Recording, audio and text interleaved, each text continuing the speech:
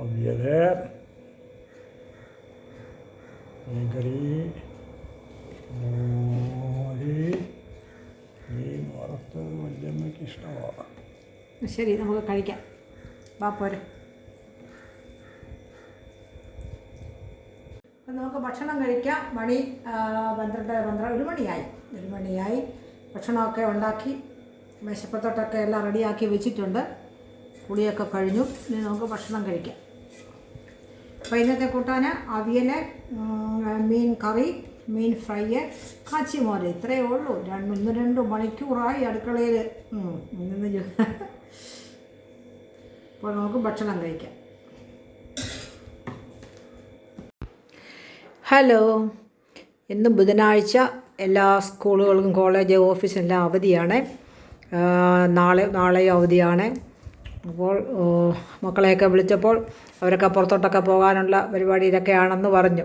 അപ്പോൾ ഞങ്ങൾ രാവിലെ വീട്ടിലിരിക്കുന്നു. ബ്രേക്ക്ഫാസ്റ്റ് ഒന്ന് മാറി ബണ്ണും മുട്ടയും അതിൻ്റെ കൂടെ സോസുണ്ട്, അതും കൂടെ ചേർത്ത് ഞാൻ കഴിച്ചു. ഹസ്ബൻഡിന് പുട്ടും പഴവുമാണ്. ഇതൊന്നും വേണ്ട. അതിൻ്റെ കൂടെയൊക്കെ വെച്ചിട്ട് ടൊമാറ്റോയോ വെള്ളരി സലാഡ് വെള്ളരി ഒക്കെ ഉണ്ട്. അതൊന്നും ഈ രാവിലെ എടുത്തു കഴിഞ്ഞാൽ നമ്മുടെ വയറിനൊന്നും അങ്ങോട്ട് സ്വീകാര്യമാകത്തില്ല. അതുകൊണ്ട് ഇത് മാത്രമേ കഴിച്ചുള്ളൂ. എന്നിട്ടൊരു ചായ കൊണ്ടേ കുടിച്ചു. അങ്ങനെ ബ്രേക്ക്ഫാസ്റ്റ് കഴിഞ്ഞു.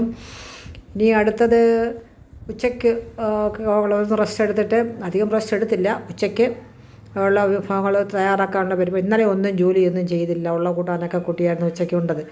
പിന്നെ കുറച്ച് ചപ്പാത്തിയുടെ മാവ് വൈകിട്ടത്തേക്ക് കുഴച്ച് വെച്ചു. അതും എടുത്ത് ഫ്രിഡ്ജിൽ വെച്ചു. ബാക്കി ഇന്ന് വെജിറ്റബിൾ എല്ലാം കൂടെ ചേർത്ത് അവിയൽ ഉണ്ടാക്കാൻ പറ്റും. ഇന്ന് ചട്ടിയിലാണ് അവിയൽ വെക്കുന്നത്. എല്ലാം തേങ്ങായും ജീരകവും അല്പം ചുവന്നുള്ളി ഒക്കെ ചതച്ച് ഒന്ന് ഒതുക്കി ബാക്കി കഷ്ണങ്ങളും കൂടെ ചേർത്ത്. പ്രഷർ കുക്കറിലാണെങ്കിൽ ഒരു 1/2 ഗ്ലാസ് വെള്ളം ഒഴിച്ചാൽ മതി. പക്ഷേ ഇത് പ്രഷർ കുക്കർ ചട്ടിയിലാണ് വെക്കുന്നത്. ഒരുപാട് ഹൈ ഫ്ലെയറിൽ വെക്കരുത്. ചട്ടിയുടെ അടിഭാഗമൊക്കെ പിടിച്ചു പോകും. അതിന് 1 ഗ്ലാസ് വെള്ളവും കൂടെ ചേർത്ത് നല്ലതുപോലെ തിളച്ച് കഴിഞ്ഞാൽ ഉടനെ തന്നെ ഉപ്പും ബാക്കി അവിയലിൻ്റെ ചേരുവകളെല്ലാം കൂടെ ചേർത്ത് ഒന്ന് തിളച്ച് കഴിഞ്ഞാൽ ഉടനെ തന്നെ ഒരു 2 മിനിറ്റ് തിളയ്ക്കണം. ഹൈ ഫയർ വെച്ചിട്ട് പിന്നെ ലോ ഫയറിലാക്കി ഒരു 10 മിനിറ്റ് 12 മിനിറ്റ് ഒക്കെ ആകുമ്പോഴത്തേക്ക് ശരിയാകും. അപ്പോഴേക്ക് മീൻ കൊണ്ടുവന്നു. അയലയാണ്. 1 കിലോ അയലയ്ക്ക് 320 ഇത് 3 എണ്ണമേ ഉള്ളൂ. 1 കിലോ ഇല്ല. അതിന് മുളക് പൊടി, മഞ്ഞൾപ്പൊടി, ഉലുവാപ്പൊടി, കുരുമുളക് പൊടിയൊക്കെ ചേർത്ത് മീൻ 2 ഫിഷ് 2 കറി വെക്കാമെന്ന് വിചാരിച്ചു. 1 വറുക്കാനായിട്ടും വെച്ചു. അപ്പോൾ അതെല്ലാം ഉലുവ, കടുക് ഒക്കെ വെളിച്ചെണ്ണയിൽ ഏതെങ്കിലും എണ്ണയിൽ വഴറ്റി ഞാൻ വെളിച്ചെണ്ണ എടുത്തു. വഴറ്റൊക്കെ കടുത്ത് പൊട്ടിക്കഴിയുമ്പോൾ വെളുത്തുള്ളി, ഇഞ്ചി, അല്പം ചുവന്നുള്ളി, കൂടുതൽ ചുവന്നുള്ളി വേണ്ട. മല്ലിപ്പൊടി ഒന്നും ചേർക്കുന്നില്ല. ചുവന്ന മുളക് പൊടി മാത്രം ചേർത്താണ് കറി വെക്കുന്നത്. അപ്പോഴേ 1-2 ദിവസം പുറത്തിരുന്നാലും ചീത്തയാകത്തില്ല. അത് കഴിഞ്ഞപ്പോഴേക്കും തൈരും കൊണ്ടുവന്നു. അപ്പം കുറേ മോരൊക്കെ ഉണ്ടായിട്ട് മോര് കാച്ചിയിട്ട് ഇതിനും സെയിം ഇൻഗ്രീഡിയൻ്റാണ്. വെളുത്തുള്ളി, ഇഞ്ചി, പച്ചമുളക്, ചുവന്നുള്ളി, കറിവേപ്പില, ഉലുവ, കടുക് ഇതൊക്കെ ചേർത്ത് നല്ലതുപോലെ വഴലണം. വഴന്ന് കഴിയുമ്പോൾ ഇതിനകത്തോട്ടേക്ക് ഞാനിപ്പോൾ ഒരു 1 ഗ്ലാസ് തൈരാണ് ചേർക്കുന്നത്. നമ്മുടെ മിൽമയുടെ തൈരാണ്. വലിയ പുളിയില്ല എങ്കിലും മോരുണ്ടാക്കി കഴിഞ്ഞിട്ട് പുറത്ത് വെച്ചിരുന്നാൽ മതി. അതിനെ ഫ്രിഡ്ജിലൊന്നും വെക്കേണ്ട ആവശ്യമില്ല. നല്ലതുപോലെ വേണം. ഉള്ളിയും ഇഞ്ചിയും ഒക്കെ നല്ലതുപോലെ ചുവക്കണം. ചുവന്ന് കഴിയുമ്പോൾ ഇതിലേക്ക് 1 ഗ്ലാസ് തൈര്, മിൽമയുടെ അതിനകത്ത് 1 ലിറ്റർ ആകുമ്പോൾ 2 ഗ്ലാസ് ഉണ്ട്. 1 ഗ്ലാസ് മാറ്റി വെച്ചു, ഫ്രിഡ്ജിൽ വെച്ചു. അതിനകത്ത് 1 ഗ്ലാസ് തൈരും അതോടൊപ്പം തന്നെ 1 ഗ്ലാസ് വെള്ളവും. അങ്ങനെയാണ് ഞാൻ സാധാരണ മോര് ഇത് ജസ്റ്റ് ഒരുപാട് കുറുകിയിരിക്കത്തില്ല, എന്നാൽ ഒരുപാട് ലൂസായിട്ട് ഇരിക്കത്തില്ല.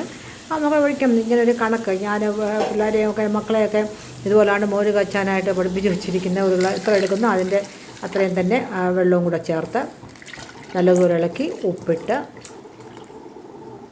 ലോ ഫയറിലാക്കി ഇളക്കിക്കൊണ്ടിരിക്കണം. മാറി ദൂരെ പോകരുത്. പോയി കഴിഞ്ഞാൽ മോര് പിരിഞ്ഞു പോകും.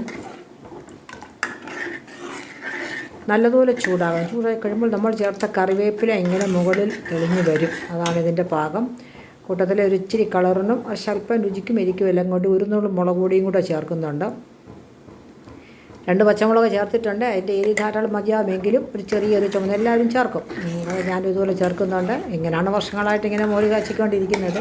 പിന്നെ ഇതിൽ ചിലർ 1 സ്പൂൺ പഞ്ചസാര, പിന്നെന്താണ് ഇച്ചിരി കായപ്പൊടി ഇതൊക്കെ ചേർക്കും. ഞാൻ ചേർത്തിട്ടുണ്ട്, പക്ഷേ ഇപ്പോൾ ഇതൊന്നും ചേർക്കുന്നില്ല. ഈ രീതിയിൽ ഉപ്പ് ആവശ്യത്തിന് വേണം. നമ്മൾ ചോറിലോട്ട് ഒഴിച്ച് കഴിഞ്ഞാൽ ഉപ്പ് വേണം.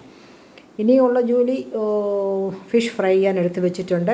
അത് ഫ്രൈ ചെയ്യണം. ഇപ്പം മീനൊക്കെ ജസ്റ്റ് പറ്റി റെഡി ആയിട്ടുണ്ട്. മോര് കാച്ചിയതും റെഡിയായിട്ടുണ്ട്.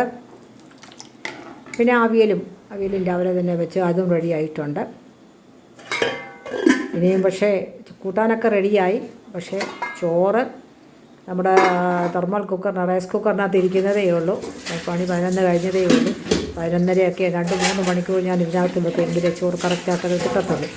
ഇനി ഇത് ഒരല്പം വെന്ത് കഴിഞ്ഞാലും കുറച്ച് ഇപ്പോഴത്തേക്ക് കഴിക്കാനുള്ള ചോറ് ഞാൻ ഇച്ചിരി കോരി ഇങ്ങെടുക്കും. ബാക്കി അതുപോലെ തന്നെ